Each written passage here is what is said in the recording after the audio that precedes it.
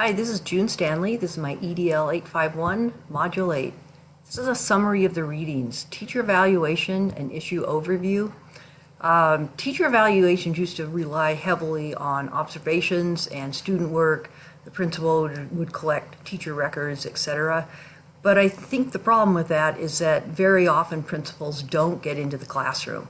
And I know in my experience, I rarely saw a principal in my classroom. Before an observation, I would receive a warning and put on a dog and pony show, and everything would be fine. And so it really matters that evaluations are done and are effective, because the teacher can really make a lot of difference in a student's life. And so there really has been a movement to improve evaluations for teachers. And so the new evaluation instruments, the framework for teaching, stresses periodic classroom observations.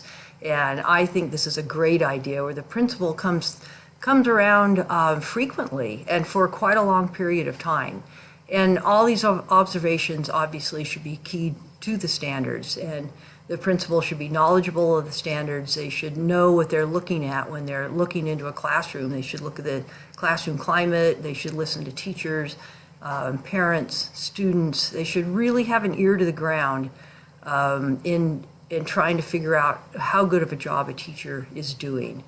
A lot of the evaluation instruments rely heavily on standardized testing data, and there has been a lot of problems with this. The teachers' unions have had a lot of reservations. One thing is the volatility of test scores. They vary tremendously from one year to the next, particularly in small schools with small class sizes, the entire class. There's a lot of inequality in how the students are distributed within classrooms. One teacher may have a tremendously challenging room full of students, whereas another has easy students. One teacher's got all the AP students, they're a joy to teach, and another has all the special needs students. So things are pretty unequal. There's also an awful lot of time not only testing, but teaching to the test. And you may have, in California, I know they standardize test only the math, English, and science students. And so if you're judging all teachers on those scores alone, then you have teachers that are being judged on the test scores of students that they've never taught before. And so are the evaluation strategies working? Typical of studies done for education is that it's almost impossible to really prove something one way or another. There are just too many variables. And so it's a good idea to do the studies, but it's pretty difficult to tell anything definitive about them. And of course, then more time is needed to look at the different strategies and see how they work out. So the second reading, Every Student Succeeds Act. This kind of got the federal government out of being able to prescribe what the states did to evaluate their teachers. But it did require the states to set goals and to utilize a lot of different factors in order to evaluate teachers and determine how they were performing. And so the ESSA does not change the rights that teachers had or didn't have. It doesn't interfere with rights that were existing, and it doesn't add new rights. What it does is it establishes what a school and or district has to do in developing and implementing different evaluation systems. They have to meaningfully consult with teachers and other stakeholders. They have to negotiate different parts of the evaluation instruments. And the evaluation systems have to be funded. Teachers have to be trained in them. They have to be piloted and work out the kinks. And they can't conflict with due process rights. And they're supposed to be meaningful and supply a teacher with clear and actionable feedback. So if a teacher is deemed ineffective, then they have some way to remedy that. So the third reading is a look at some lawsuits that have proliferated in response to all these different evaluation systems. And they're usually brought by the American Federation of Teachers, National Education Associate, or their affiliates. And half of these cases in the article were in progress, and the other half were all decided against the teachers. I don't know what that indicates, but the issues that I found the most interesting were that the way that some of the teachers were being judged. And without reading the entire case, it's hard to make a judgment, but I felt that these were pretty unfair. And being a teacher, I've experienced or seen some of these similar things. And so teachers that are being judged by the results of, in California, math, English, and science standardized testing data. If you're not one of those teachers and you're being judged by that student's success or lack of, it's not very fair. And then if you have a teacher that had 2 ineffective evaluations and the school is able to fire them without due process, considering how ineffective some of the evaluation systems are, I don't think that that's fair. And then there was some cases where there was some pretty remarkably incomplete or inaccurate data where they had a teacher who was being judged on the classroom data of students that were not her own, or another teacher that was being judged on only 10% of her student data.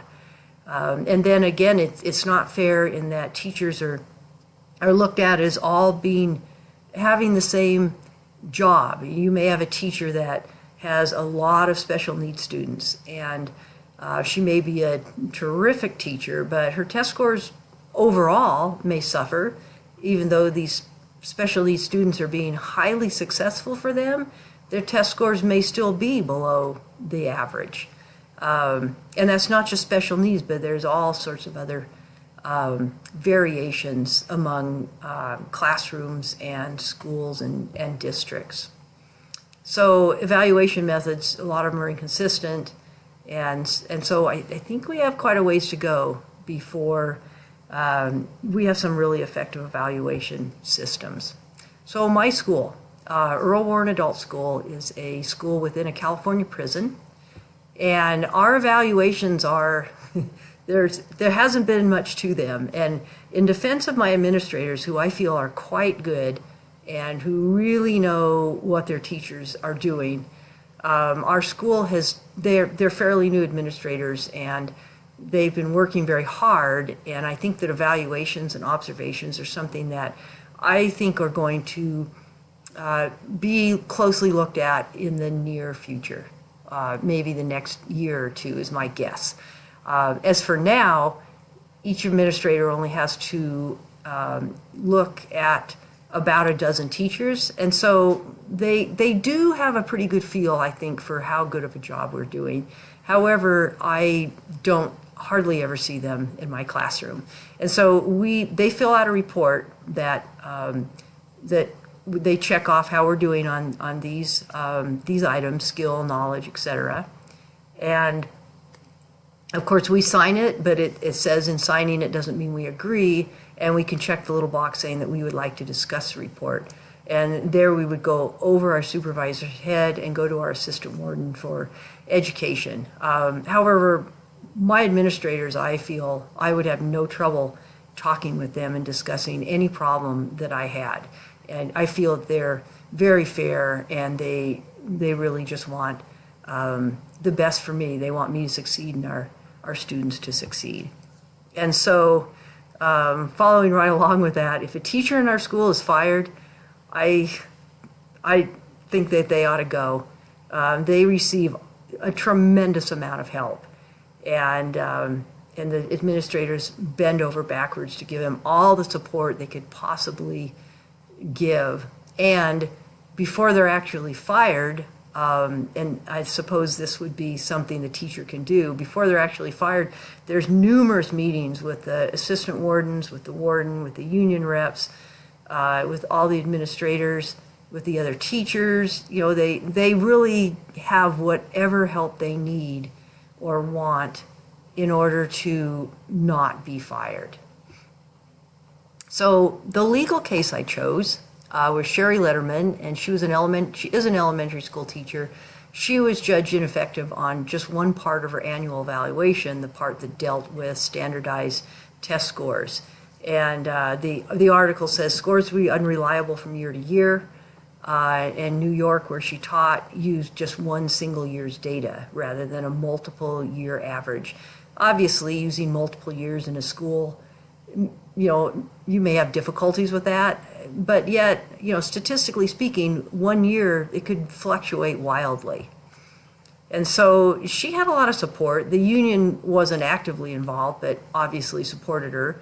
A lot of the parents are very tired of the testing, the time it takes, the effect it has on the morale of the students and the teachers.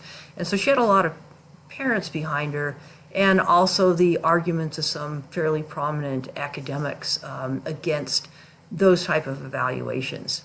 And so the judge ruled in her favor, and his arguments were that the use of test scores and evaluation was arbitrary and capricious and can fluctuate dramatically year to year, and that the growth models that New York used can penalize teachers that had, because teachers have unequal classrooms full of students. And these are all the same arguments that teachers and unions have been using. These are their same concerns that they have with using standardized test score data to evaluate their performance. It also, that kind of approach creates a bell curve, and it's artificial, because one school may have a lot of bad teachers where your bell curve should be far to the left, and then the reverse may be true. Maybe every teacher in your school is fantastic and the bell curve should be far to the right, but this kind of use of the data makes it look like half or below average, half or above average. So my reflections, how can I ensure that I follow the legal issues? And it's not just concerning evaluation processes. Principals should be following any education legal issue. And since time is at a premium, I think this would be a good job for a vice principal. Perhaps a monthly research of education legal issues. You could go online and Google it. There's tons of resources, all the pending legal cases, etc. He or she could make up a summary, a memo, present it to me, and highlight anything that I really need to be aware of. And another thing is having a really good relationship with the union rep in your school, and of course with your teachers and staff, so that your teachers and staff trust you and they don't feel like you're out to slam them, to arbitrarily judge them, to get rid of them. They need to feel that the principal really cares about them and the student, and really cares and knows how to make them better teachers. And so I think that alone would be key to avoiding problems. These are my references. Thank you for listening.